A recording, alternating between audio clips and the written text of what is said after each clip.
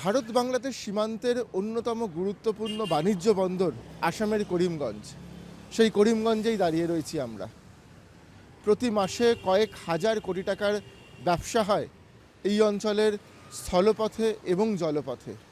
সপ্তাহখানেক আগে দুই দেশের সম্পর্কের তিক্ততার কারণে বন্ধ হয়ে গেছে এই বন্দর। করিমগঞ্জ সীমান্ত দিয়ে বাংলাদেশে রপ্তানি করা হয় পাথর, সবজি, ফলের মতো নিত্য ব্যবহার্য জিনিস। গত 5ই অগস্টের পর প্রায় এক মাস এই সীমান্ত দিয়ে বাণিজ্য বন্ধ ছিল। সম্প্রতি তা আবার চালু হয়েছে। সপ্তাহখানেক আগে স্থানীয় ব্যবসায়ীরা তা আবার বন্ধ করে দেওয়ার সিদ্ধান্ত নেন। সিজনে এরমই মোটামুটি ডেইলি 30-40 হাজার ডলার আমরা এক্সপোর্ট করতাম, সব মিলিয়ে। এটির চেইন সিস্টেম বিজনেস। যেমন আমি এক্সপোর্ট করি, আমার একটা এক্সপোর্ট থেকে একটা ব্যবসা হয়, এটা আমার পার্সোনাল। কিন্তু এটার সঙ্গে যুক্ত আছে, দেখুন, ড্রাইভার আছে, হ্যান্ডিম্যান আছে, লেবার আছে,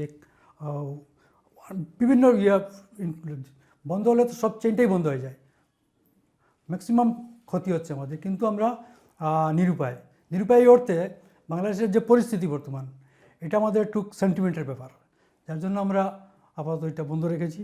এটা কোনো গভর্নমেন্ট ইস্যু না, এটা আমাদের লোকাল ইস্যু। এটা আমরা ভাবছি যে স্বাভাবিক হবে, আমরা নেক্সট শুরু করে দেব। করিমগঞ্জ থেকে 5 ঘন্টার দূরত্বে ত্রিপুরার আখৌরা সীমান্ত। বাণিজ্য কমলেও সেখানে আমদানি রপ্তানি পুরোপুরি বন্ধ হয়ে যায়নি। আখৌরা সীমান্তের বাণিজ্য অফিসার প্রসেনজিৎ বণিক ডিডব্লিউকে জানিয়েছেন, অগাস্টের আগে এই সীমান্ত দিয়ে প্রতিদিন 700 থেকে 800 ট্রাক যাতায়াত করত। মাঝে তা 200 থেকে 300-তে নেমে এসেছিল। এখন আবার ধীরে ধীরে পরিস্থিতি স্বাভাবিক হতে শুরু করেছে। ঢাকায় ভারত বাংলাদেশ পররাষ্ট্র সচিবদের বৈঠকের পর পরিস্থিতি আরও দ্রুত স্বাভাবিক হবে বলেই তিনি মনে করছেন। আসামের করিমগঞ্জ সীমান্ত দিয়ে বাণিজ্যের পরিমাণ অনেক বেশি। মাসে লক্ষাধিক ডলারের ব্যবসা হয় এই সীমান্তে। রপ্তানির পাশাপাশি প্লাস্টিকের জিনিস, ফাস্টফুড, মাছ বাংলাদেশ রপ্তানি করে ভারতকে। আমরা এই পোর্ট দিয়ে প্রায় 20 থেকে 22 কোটি টাকার ইম্পোর্ট করি, অর্থাৎ আমদানি করি। এবং এই আমদানির পরিপ্রেক্ষিতে আমাদের ইন্ডিয়া গভর্নমেন্ট প্রতি মাসে এই পোর্ট থেকে 30 থেকে 32 লক্ষ টাকা রেভিনিউ পেয়ে থাকে। বাণিজ্য বন্ধ হয়ে যাওয়ার প্রভাব প্লাস্টিকের বাজারে এখনও সেভাবে পড়েনি, কারণ ডিস্ট্রিবিউটরদের কাছে স্টক আছে। প্লাস্টিকের প্রোডাক্ট এখন বর্তমানে বাংলাদেশেরই চলছে। ইন্ডিয়ার প্রোডাক্টের রেট একটু বেশি হয় আর বাংলাদেশের প্রোডাক্টের রেট একটু কম হয়, তাই জন্য চলছে। বাংলাদেশের প্রোডাক্ট যদি আসে না, তো ইন্ডিয়ান মাল অটোমেটিকলি চালু হয়ে যাবে। যদি দামি হয়, ইন্ডিয়ান মালই চলবে। এমন পরিস্থিতি চলতে থাকলে জিনিসের দাম বাড়বে বলে মনে করছেন ব্যবসায়ীরা। খাবারের জিনিসের ব্যবসা ব্যাপকভাবে মার খেতে শুরু করেছে ইতিমধ্যেই।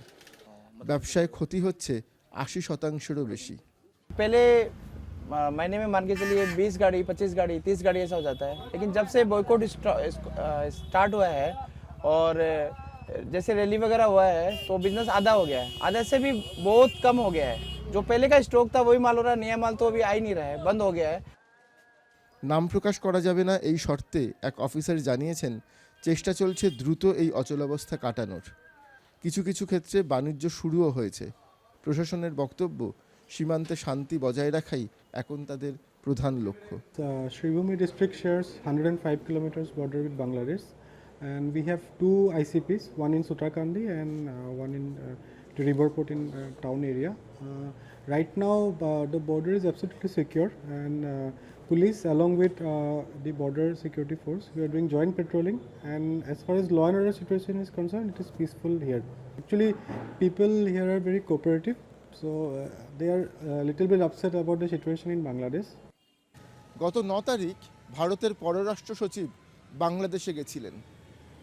দুই দেশের সচিব পর্যায়ের আলোচনা হয়েছে সেখানে। সেই বৈঠকে বাণিজ্য বন্ধ হয়ে যাওয়ার বিষয়টিও আলোচনায় উঠে এসেছে বলে জানতে পেরেছি আমরা। আসামের ব্যবসায়ীদের বক্তব্য, প্রশাসনের সঙ্গে পরবর্তী আলোচনার পরেই রফাসূত্র খুঁজে বার করার চেষ্টা করবেন তারা। ব্যবসা বন্ধ হয়ে যাওয়ার ফলে যে বিরাট ক্ষতি হচ্ছে তা মানছেন তারা, কিন্তু একই সঙ্গে তাদের বক্তব্য, তাদের দাবিগুলো পূরণ করতে হবে।